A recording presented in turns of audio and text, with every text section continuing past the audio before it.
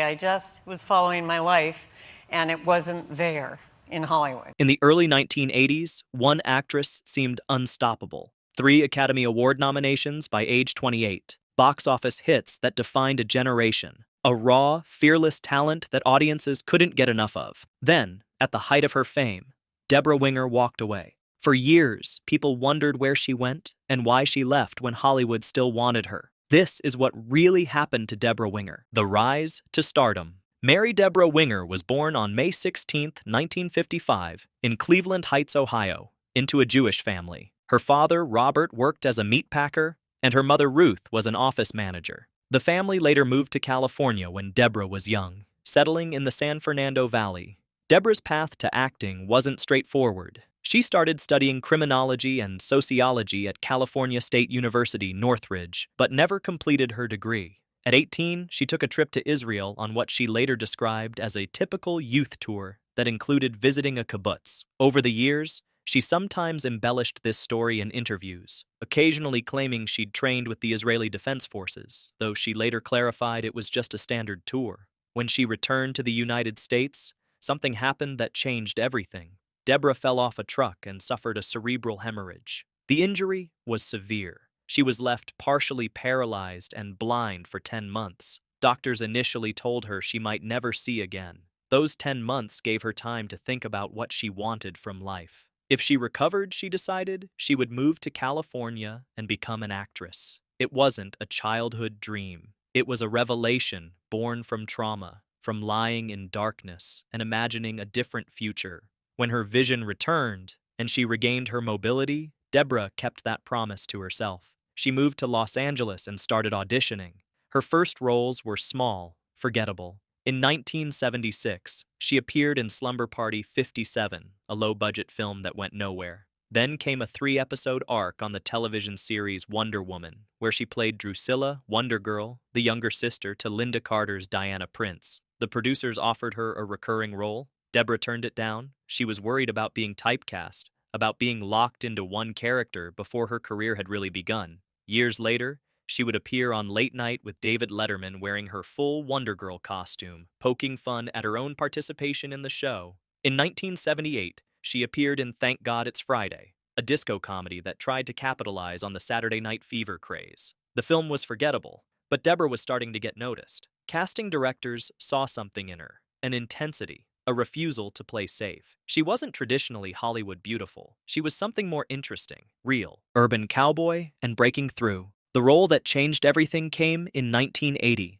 James Bridges was directing Urban Cowboy, a film about Texas oil workers who frequented Gilley's, a famous honky-tonk bar in Pasadena, where they could dress up as cowboys and ride mechanical bulls. John Travolta was already attached to star. Sissy Spacek had been offered the female lead, but turned it down. Debra auditioned alongside Michelle Pfeiffer, another newcomer. Debra got the part. As Sissy, she played a fiery, independent young woman who falls for Travolta's bud, marries him too quickly, and then refuses to be controlled by him. The role required Debra to ride a mechanical bull in one of the film's most memorable scenes. She practiced for weeks, determined to do it herself without a double. When that scene appears on screen, Debra isn't just riding the bull. She's proving something. There's satisfaction on her face, a mix of triumph and sadness. She's showing Bud what he's missing, reminding him she won't be made to feel small. The scene helped make her a star. Urban Cowboy was a massive hit, earning over $53 million domestically.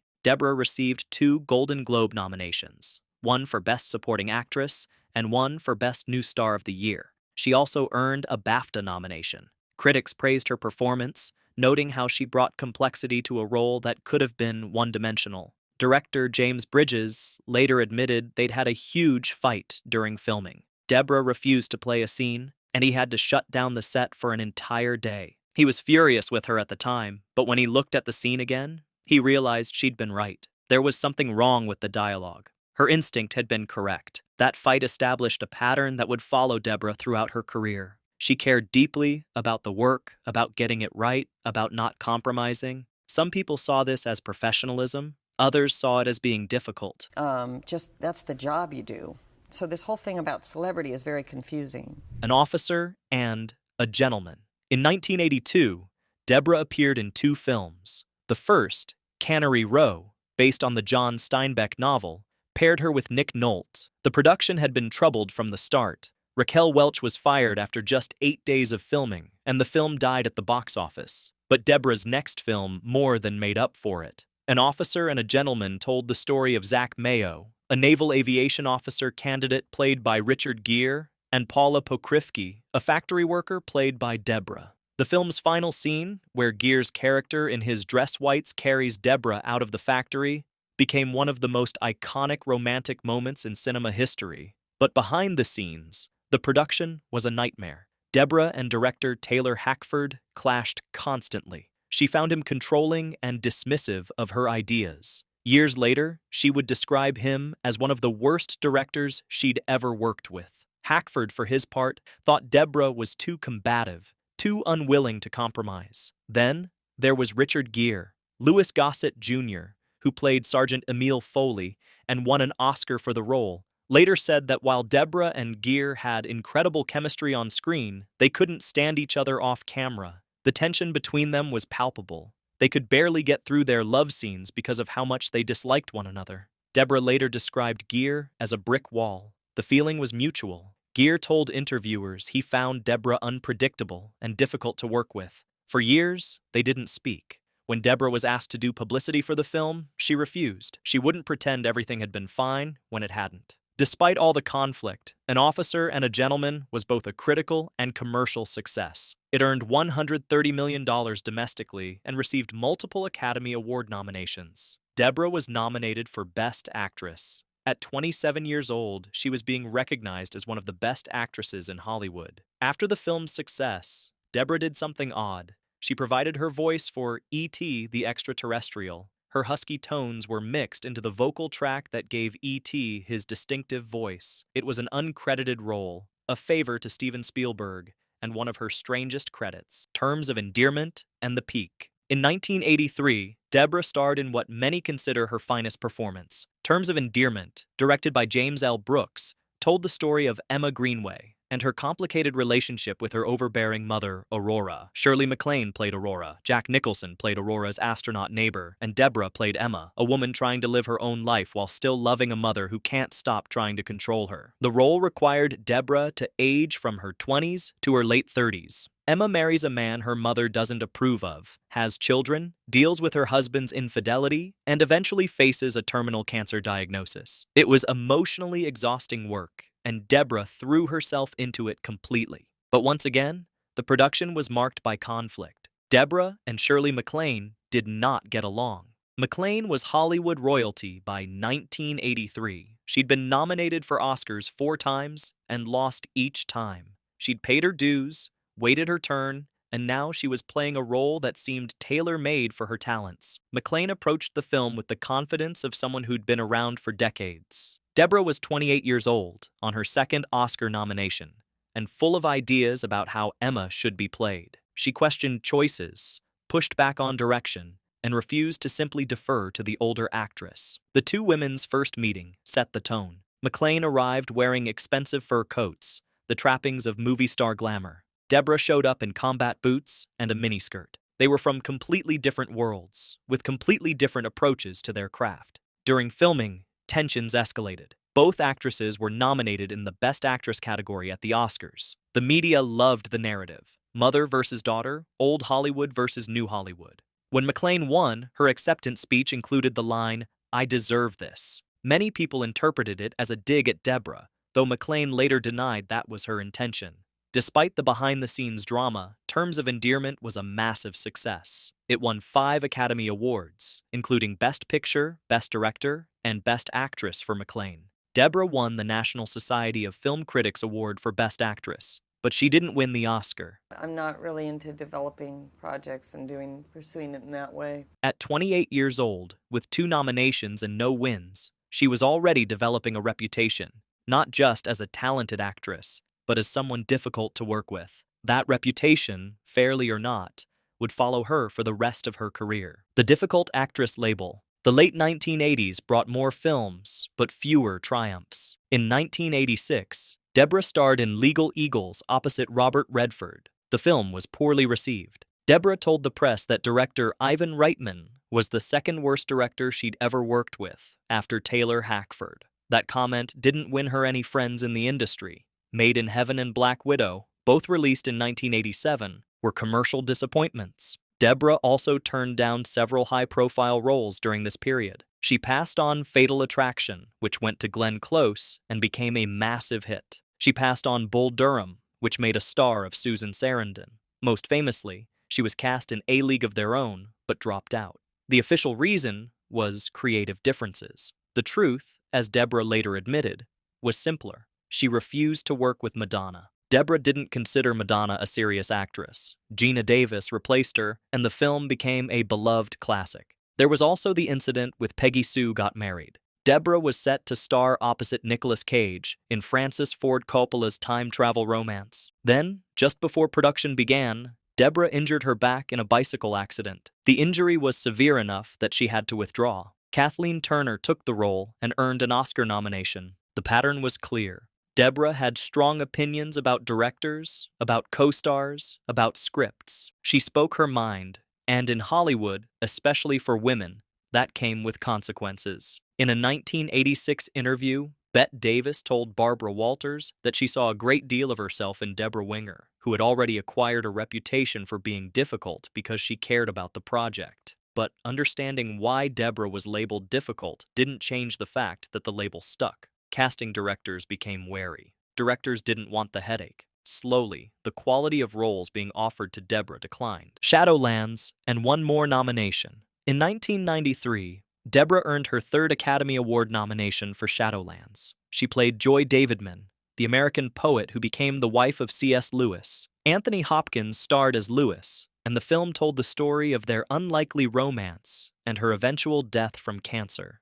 Debra adopted a clipped New York accent for the role, something different from her usual delivery. She brought intelligence and fierce independence to Joy, a woman who challenged Lewis's ideas about faith and love. The performance reminded everyone why Debra had been considered one of the best actresses of her generation. She was nominated for Best Actress. She lost again, this time to Holly Hunter for The Piano. It was Debra's third nomination without a win. She was 38 years old, and the roles were already starting to dry up. That same year, she received a Golden Globe nomination for A Dangerous Woman, playing a mentally impaired woman trying to navigate life and love. The role showcased Debra's range, her ability to disappear into a character. But the film received limited release and was seen by relatively few people. In 1995, Debra starred in Forget Paris with Billy Crystal, a romantic comedy about a couple whose relationship survives despite the obstacles life throws at them. It was pleasant, charming, and completely forgettable. More importantly, it would be Debra's last film for 6 years. Walking away. The decision came while Debra was in Ireland. She stood on a road and told her boyfriend at the time, actor Arliss Howard, "That's it, I'm done." She was 40 years old. She'd been making films for nearly 2 decades. She'd earned 3 Oscar nominations, and she was exhausted. Later, Debra would explain her decision in interviews. She told People magazine that she'd wanted out for years. The parts that were coming weren't interesting anymore. She'd already played those roles or felt those feelings. She needed to be challenged, and Hollywood wasn't challenging her anymore. Her son Noah, from her first marriage to actor Timothy Hutton, told the New York Times that his mother was a thoughtful parent, and it had been hard for her to bring the commitment to her work that it required when her children were young. Being a mother meant something to Debra, and she couldn't do both things well at the same time. Why did you get interested in acting to begin with? It was by accident. I did not plan on it. In 1996, Debra married Arliss Howard, whom she'd met on the set of Wilder Napalm. They had a son, Gideon Babe, in 1997. Debra became stepmother to Howard's son, Sam, from his previous marriage. The family settled in New York City, far from Hollywood. During her hiatus, Debra stayed busy. She performed in stage productions, taught as a teaching fellow at Harvard University for a semester, and got involved in environmental activism and charity work. She raised her children. Debra's absence from film became a cultural talking point. Rosanna Arquette made a documentary in 2002 called Searching for Debra Winger, exploring the challenges faced by actresses over 40 in Hollywood. The documentary featured interviews with many actresses talking about ageism and sexism in the industry. Debra herself appeared at the end, having a frank conversation with Arquette about creativity and vitality and the choices women have to make. The documentary brought attention to an uncomfortable truth. Hollywood had no idea what to do with talented actresses once they reached middle age. Debra had simply chosen to step away before Hollywood could push her out. The Return. In 2001, Debra returned to acting in Big Bad Love, a film written and directed by her husband, Arliss Howard. It was a small, independent film, not a major studio production. Debra didn't come back with fanfare. She came back quietly, on her own terms. Over the next several years, she took roles in small films. Radio in 2003 reunited her with Cuba Gooding Jr. in a feel-good sports drama that was critically panned. Eulogy in 2004 was a dark comedy that went nowhere. Sometimes in April in 2005 dealt with the Rwandan genocide and earned strong reviews but limited distribution. Then, in 2008, Debra appeared in Rachel Getting Married, an independent film directed by Jonathan Demme. She played a mother whose complicated relationship with her daughters forms the emotional core of the story. Anne Hathaway starred as the troubled daughter, and Debra brought layers of pain and regret to her performance as a woman who'd failed her children in fundamental ways. The film earned critical acclaim. Hathaway was nominated for an Oscar. Debra wasn't, but her performance reminded people of what they'd been missing. This was the actress who'd captivated audiences in the 1980s, still capable of devastating emotional honesty. In 2012, Debra made her Broadway debut in David Mamet's The Anarchist opposite Patti LuPone. The two-character play was a critical and commercial failure, closing after just 17 performances. But Debra had proven she could command a stage as well as a screen. In 2016, she joined the cast of The Ranch, a Netflix sitcom starring Ashton Kutcher, Sam Elliott, and Danny Masterson. The show was exactly the kind of laugh-track comedy that people assumed Debra would avoid. But she told Entertainment Tonight she took the role because she'd never done a traditional sitcom before. It was a new challenge, something different. The show ran for 4 seasons, giving Debra steady work and introducing her to a new generation of viewers. Well, I'm sort of a strange mix, I think. I think I used to be more romantic. I'm probably more of a realist now. In 2017, she starred in The Lovers, a romantic comedy about a long-married couple stuck in a failing marriage who find their way back to each other. The role was her first romantic lead in 22 years. At 62, Debra was playing complex, flawed characters again, reminding audiences why they'd fallen in love with her in the first place. She also mellowed with age. In 2011, she presented an award to Richard Gere, and the two were gracious to each other. In 2017, she spoke kindly about Taylor Hackford in interviews, acknowledging that while they'd fought during An Officer and a Gentleman, the film had been important for both of their careers. The feuds that had defined much of her reputation were finally fading into history. The legacy. Debra Winger never won an Academy Award. 3 nominations, 3 losses. But Debra's impact on cinema goes beyond awards. She represented something important in the 1980s, a female character who wasn't just beautiful or charming, but real, tough, vulnerable, complex. She played women who wanted love, but refused to compromise themselves for it. Her decision to walk away at 40, at the height of her fame, has taken on mythic proportions. In an industry that discards actresses the moment they age out of ingenue roles, Debra chose to leave before Hollywood could push her aside. She prioritized her personal life over her career. She raised her children. She lived on her own terms. And when she came back, it was because she wanted to, not because she needed to. At 69 years old, Debra continues to act occasionally, appearing in films like Kajillionaire in 2020. She's selective about the projects she takes, but she's still working. Debra has also been open about her views on Hollywood. She's spoken about the sexism she experienced, about being called difficult when male actors who behaved the same way were called passionate or dedicated. She's talked about the lack of interesting roles for women over 40, a problem that persists despite more awareness of the issue. Debra's career offers no easy answers. She made choices that cost her opportunities. She spoke her mind when staying silent might have been smarter. She walked away when other actresses would have fought to stay. Those choices made her life richer,